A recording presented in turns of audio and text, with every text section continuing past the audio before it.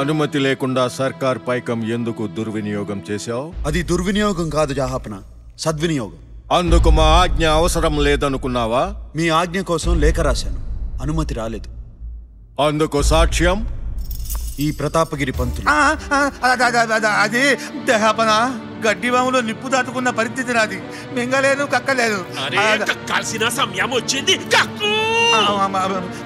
ప్రభువులకు లేఖరాయి మహాప్రభు అని మొత్తుతున్నాను. ఈ ప్రాంతానికి నేనే ప్రభువులని ప్రకటించి గుడి కట్టేశాడు. ఇప్పుడేమో ఇలా అంటున్నారు. ఎలా చచ్చేది మహాప్రభు? ఇప్పుడు ఏమంటావు? మీకు ఈ కుయుక్తుల పంతులు వాక్యాలే ఖురాన్ వాక్యంలా వినిపిస్తే ఏ శిక్షణ విధించండి, సిద్ధంగా ఉన్నాను. సచ్ కह रहा हूं जहापना, ये बदिया भैंसा भैल सत्तर ये खिल्ला सरबारा सब ठाट पड़ जाएगा जब लाट चलेगा बंजारा, मगर हमेशा के लिए रह जाएगा ये राम मंदिर, ये राम मंदिर, ये राम मंदिर. ఈ అధికారాలు, ఆడంబరాలు, అట్టహాసాలు అన్నీ అశాశ్వతం. రామ మందిరం మాత్రమే శాశ్వతం. ఆ మందిరం మీ హయాంలో కట్టబడిందనే కీర్తి మాత్రమే చరిత్రలో నిలిచి ఉంటుంది. ఏకై వచ్చిన మీ అల్లుడు ఎలా మేకయ్యాడో చూస్తున్నారా? పెద్దల ఎదుట వితండవాదాలు మాని చేసిన తప్పు ఒప్పుకో. క్షమించండి, పెద్దలు మన్నిస్తే పెద్దలు చేసిన తప్పుల గురించి పెదవిప్పాలనుకుంటున్నారు. పెద్దలు చేసిన తప్పులా? ఏం తప్పులయ్యా? ఆ తారామతి మహల్, భాగమతి మహల్ ఎందుకు కట్టించారు? గోల్కొండకి భాగ్యనగర్కి మధ్యన వంతెన నిర్మించారు. దేనికోసం? వీటితో పాటు మీ పెద్దల ప్రేమ విలాసాలకు చిహ్నంగా చార్మినార్ కట్టించారు. మరణించిన మీ బంధువుల గుర్తుగా గోల్కొండ చుట్టూ సమాధులు కట్టించారు. ఎవరి కోసం, ఏ ప్రయోజనం ఆశించి ఎవరిని అడిగి ప్రజాధనం ఖర్చు పెట్టారు అని మేము ఏనాడు ప్రశ్నించలేదు. జహాపన, ఈనాడు నిలదీస్తున్నారు గనక కొన్ని నిజాలు చాటాల్సి వస్తుంది.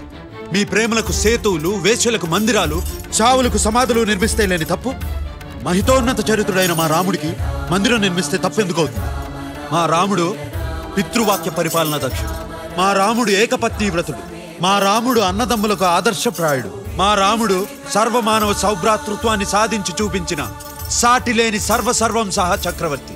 జహాపన, ఒక్క భద్రాచలంలోనే కాదు, భారతదేశం పల్లె పల్లెల్లో శ్రీరామ మందిరం వెలిసి తీరుతుంది. దయచేసి అర్థం చేసుకోండి. ఇకనైనా ఈ చెప్పుడు తప్పుడు మాటలు వినడం మాని భద్రాచలం వచ్చి శ్రీరామచంద్రుని దర్శనం చేసుకుని తరించండి. హిందూ ముస్లింల సఖ్యతను కాపాడండి. బక్వాస్ బంద్ కరో. చేసిన తప్పు ఒప్పుకోకపోవటమే కాక మమ్మల్ని నిలదీస్తున్నావా? ఈ పొగరబోతుని కారాగృహంలో బంధించండి. కని విని ఎరుగని కఠిన శిక్షలు విధించండి. చెప్పవే సీతమ్మ తల్లి.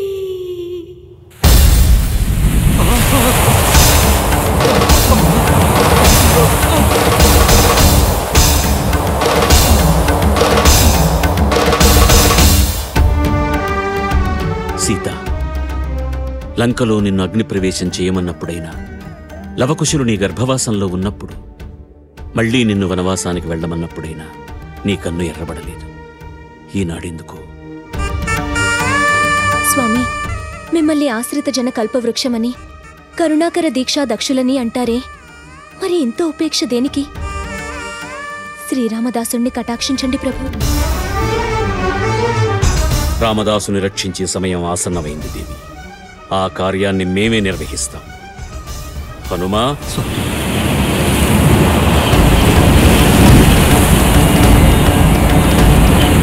జై జై హనుమా, జై జై హనుమా, జయ భద్రగిరీశ ప్రియ హనుమా. చండ పరాక్రమ దండిత దానవ మండల దారుణ భండన భీమా.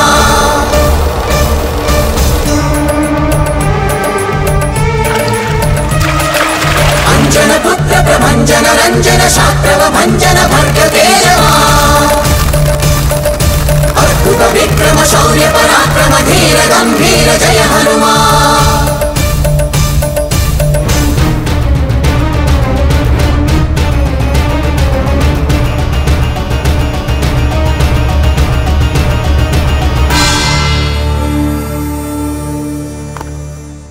అల్లాహు అక్బర్.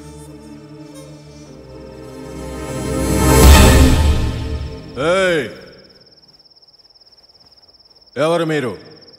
నా పేరు రామోజీ. నేను లక్ష్మోజీ. రామోజీ, లక్ష్మోజీ, లోపలికి ఎలా వచ్చారు? అల్లా అని పిలిచావుగా, వచ్చాం. క్యా? అసలు ఎవరయ్యా మీరు? నువ్వు బంధించావే ఆ రామదాసు బంటులం. సర్కారు పైకం మాయం చేసిన ఆ దొంగకు బంటులు కూడా ఉన్నారా? బేష్ బేష్. ఏయ్, మాయం చేయలేదు, మందిరం కట్టాడు. మాటలు జాగ్రత్తగా రాని. నువ్వు ఒక్కడవే ఉన్నావు, మేమిద్దరం ఉన్నాం. జాగ్రత్త. లక్ష్మోజీ, ఆగ్రహం అనే గ్రహాన్ని వదిలిపెట్టమని చెప్పానుగా. మావాడు కొంచెం మాటలు చాలు. ఎందుకు వచ్చారో చెప్పండి.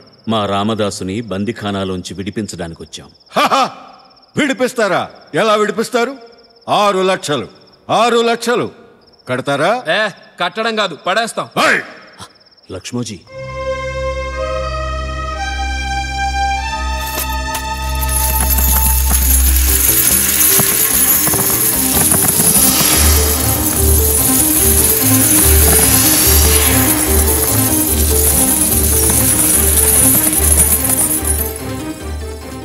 అవిగో 6 లక్షలు. లెక్క చూసుకుని రసీదు ఇవ్వండి.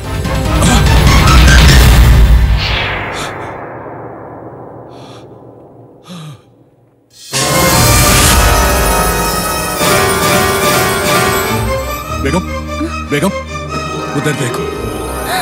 యా ఖుదా.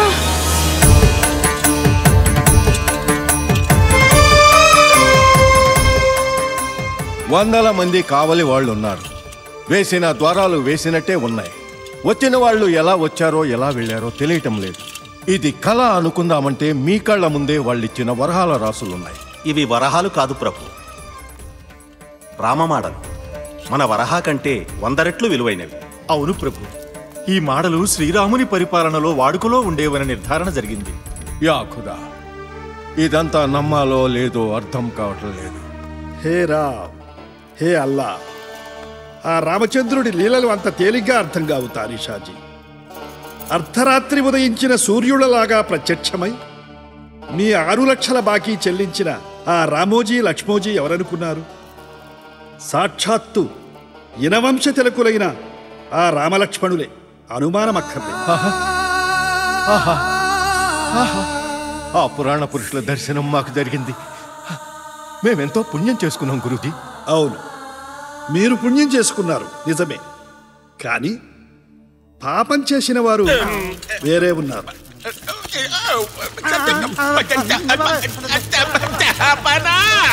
నది మీద చెల్లు చెల్లు పాచినట్టు ఉంది.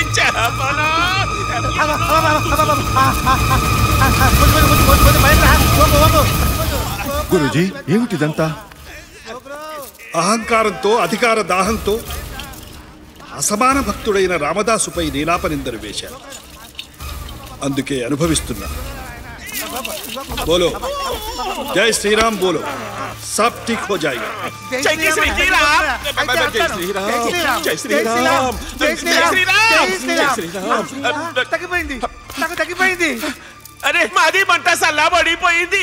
జై శ్రీరామ్, జై శ్రీరామ్, జై శ్రీరామ్, జై శ్రీరామ్, జై శ్రీరామ్, జై శ్రీరామ్, జై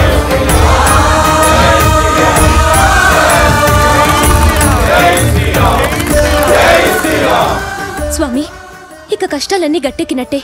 కాసేపట్లో మన రామదాస్ విడుదలవబోతున్నాడు కదా స్వామి? అవుతాడు, కానీ కానీ అసలు కథ ఈ అంతిమ ఘట్టంతోనే మొదలవుతుంది. అది చూడడానికి మనం ఇక్కడ ఉండం. మనం ఉండవలసిన చోటు వేరే ఉంది. అక్కడికి వెళ్ళక తప్పదు.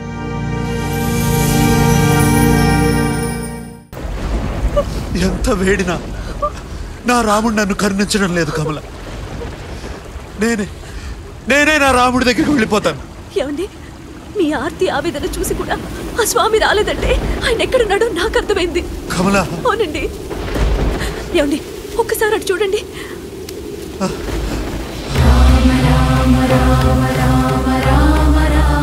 శ్రీరామ పట్టాభిషేక మహోత్సవంలో సీతమ్మ బహుమతిగా ఇచ్చిన ముత్యాల దండను ఆంజనేయ స్వామి కొరికి కొరికి పరీక్షించి నా గుండెలో ఉన్న రాముడు ఈ దండలో లేడని పడేశాడు కదా.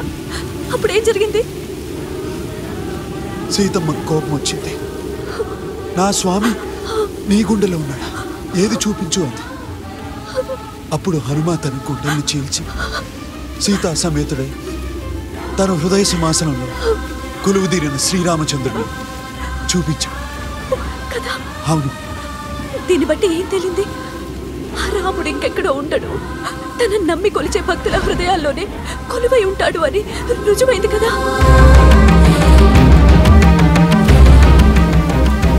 అంటే నా స్వామి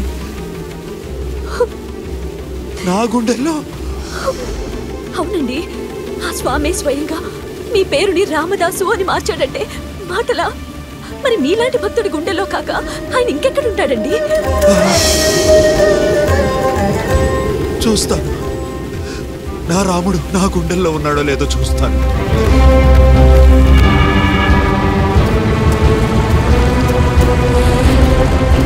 జై శ్రీరామ్! నేను భక్తుడినో కాదు, నా గుండెలు చీల్చి మరీ తెలుసుకుంటాను.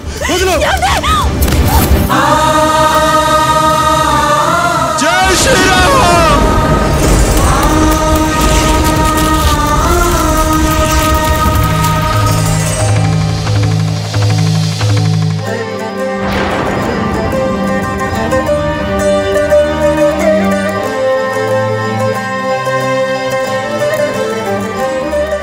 స్వామి, కౌసల్య సుప్రచారామ కారుణ్యలలామ, సమస్త లోకాలకు శాంతి సౌభాగ్యాలు ప్రసాదించే నా తల్లితో కూడి నన్ను సంరక్షించడానికి కదలి వచ్చావా నా తండ్రి? ఇప్పుడు కాదు, గుడి కట్టాలని నువ్వు సంకల్పించిన తక్షణమే ఆ శుభకార్యాన్ని కళ్ళారా చూడాలని వైకుంఠం వదిలి వచ్చేశారు నీ స్వామి. నా స్వామి? నా స్వామియా? అవును, నేను నీ స్వామిని. నీడలేని మాకు ఓ గూడు కల్పించావు. నిరంతరం మా నామకీర్తనలు గావించి పరవశింపజేశావు. భక్తులంటే నీలా ఉండాలని ఆంజనేయుడే మెచ్చుకునేంత వాడివయ్యావు స్వామి. అటు చూడు.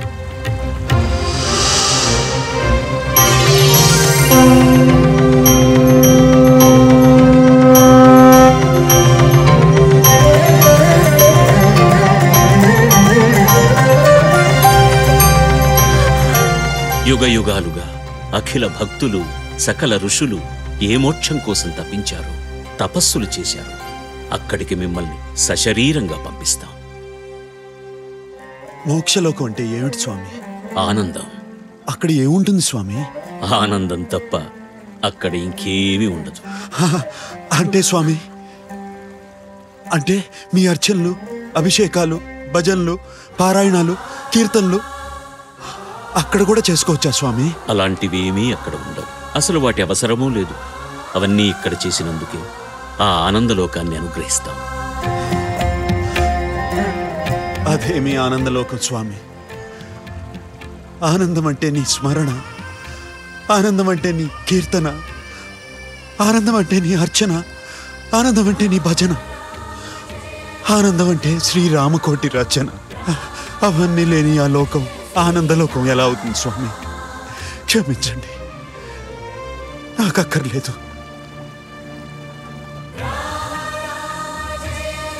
అవును స్వామి, మా ఆత్మల్ని ఎప్పటికీ ఈ పావన భద్రాద్రిలోనే ఉండనివ్వండి. మీ దర్శనాని కోసం వచ్చే భక్తుల పాదధూళితో మమ్మల్ని అలరారనీయండి. మాకు అదే మోక్షం కన్నా మిన్న. ప్రపంచ భక్త చరిత్రలో మొట్టమొదటిసారిగా మోక్షాన్ని వద్దన్న మీ జన్మలు ధన్యం. మీకోసం ఈ భద్రాద్రిని ఆనంద నిలయమైన మోక్షలోకంగా మారుస్తుంది. అందుకు నిదర్శనంగా ఇకపై మా పేరు మోక్షరాముడని, వైకుంఠరాముడని, మీ ఆత్మలోని కొలువై ఉన్నాం కనుక ఆత్మారాముడని ప్రసిద్ధికెక్కుతుంది. ఈ భద్రాచలం మహాపుణ్యక్షేత్రమై పరిఢవిల్లుతుంది. స్వామి, దర్శించిన భక్తులందరికీ మోక్షసిద్ధి కలుగుతుంది. జై శ్రీరామ్. రామచంద్రాయ జనకరాజ మనోహరాయ మామకారీష్టదాయ మహితమంగళం. చారుకోట कुङ्कुमोपेतचन्दनानुचर्चिताय हारकटकशोभिताय भूरि मङ्गलम् विमलरूपाय विविधवेदान्तवेद्याय सुजनचित्तकामिताय